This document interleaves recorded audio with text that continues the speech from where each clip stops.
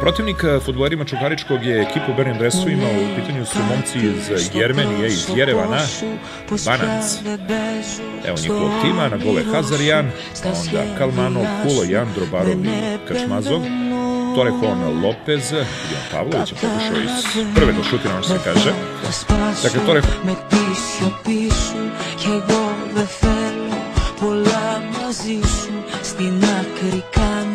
Και καταφέρνω, καταλαβαίνω.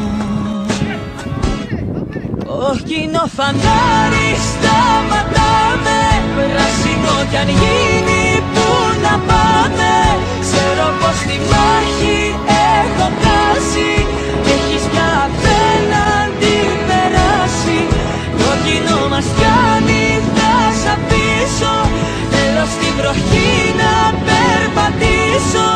Ο αέρας να με αρρωστήσει, η φωνή να πει πρωτού να κλείσει. Πως εκείνη δεν θα σ' αγαπήσει όσο σ' αγαπώ.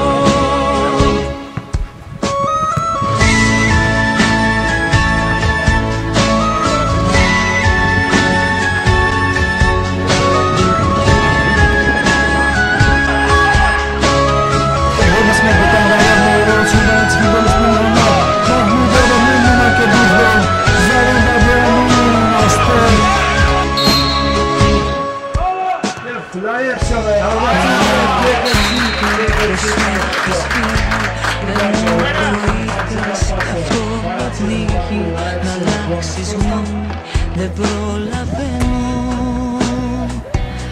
Καταλαβαίνω, μου λέει κάτι, πως άλλα χέρια μας έχουν κλέψει τα καλοκαίρια. Και να τα βρούμε δεν επιμένω. Καταλαβαίνω. Κόκκινο φανάρι σταματάμε, πράσινο κι αν γίνει που να πάμε. Ξέρω πως τη μάχη έχω χάσει, έχεις πια απέναντι περάσει.